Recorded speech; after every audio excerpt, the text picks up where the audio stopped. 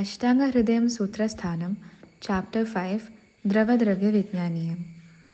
अम्लपाकरसंग्राही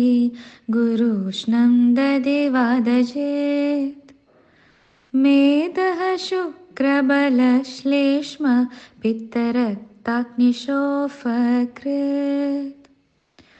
रोजिष्णुशस्तन्मरुजौ शीतके विषमज्वरे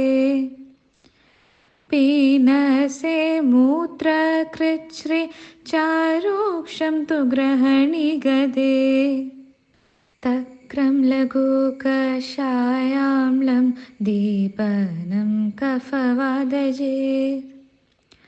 शोफोदराश्रोग्रहणि दोषमूत्रग्रहारुजि प्लीहगुल्मा कृतव्यभत्